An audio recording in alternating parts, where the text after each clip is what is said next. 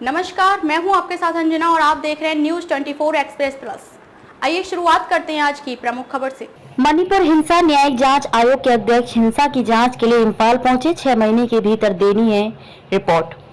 मणिपुर में जाति हिंसा की जांच के लिए केंद्रीय गृह मंत्रालय एमएचए द्वारा गठित 3 सदस्यीय जांच आयोग के अध्यक्ष शुक्रवार को मणिपुर पहुंच गए। गौरतलब है कि केंद्र सरकार ने मणिपुर में हिंसा की घटनाओं की जांच के लिए गुवाहाटी उच्च न्यायालय के पूर्व मुख्य न्यायाधीश न्यायमूर्ति अजय लामा की अध्यक्षता में 3 सदस्यीय जांच आयोग का गठन किया गया था।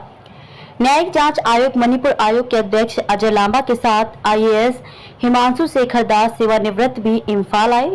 हिमांशु शेखर 3 सदस्यीय जांच आयोग के सदस्य हैं। मणिपुर सरकार के मुख्य सचिव विनीत जोशी और मणिपुर के डीजीपी राजीव सिंह ने इम्फाल हवाई अड्डे पर दोनों का स्वागत किया। अजय लांबा की अध्यक्षता में न्यायिक आयोग इस मामले की जांच शुरू करेगा। केंद्रीय गृह मंत्रालय ने अधिसूचना में कहा था कि 3 मई 2023 को मणिपुर राज्य में बड़े पैमाने पर हिंसा भड़क उठी और हिंसा के परिणाम स्वरूप राज्य के कई निवासियों ने अपनी जान गंवा दी और कई अन्य गंभीर रूप से घायल हो गए। आगजनी के परिणाम स्वरूप उनके घरों और संपत्ति को जला दिया गया और उनमें से कई बेघर हो गए।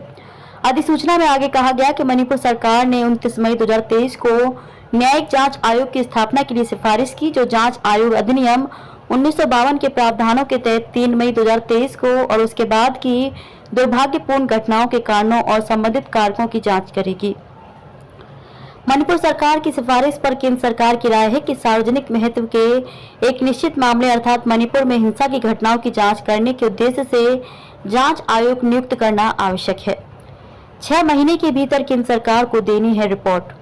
केंद्रीय गृह मंत्रालय ने 4 जून को 3 सदस्यीय आयोग में गुवाहाटी उच्च न्यायालय के सेवानिवृत्त न्यायाधीश अजय लांबा, 1982 बैच के आईएएस अधिकारी हिमांशु शेखर दास और 1986 बैच के आईपीएस अधिकारी आलोक प्रभाकर को नियुक्त किया था।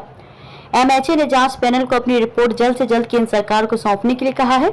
यह रिपोर्ट आयोग की पहली बैठक की तारीख से 6 महीने के भीतर केंद्र सरकार को सौंपनी है। आयोग निम्नलिखित मामलों के संबंध में जांच करेगा। विभिन्न समुदायों के सदस्य को लक्षित करने वाली हिंसा और दंगों के कारण और प्रसार जो 3 मई 2023 और उसके बाद मणिपुर राज्य में हुए थे। हिंसा से संबंधित घटनाओं और सभी तथ्यों में समानता।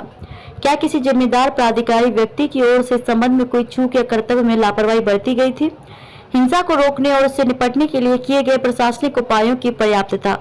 ऐसे मामलों पर विचार करना जो जांच के दौरान प्रासंगिक पाए जा सकते हैं।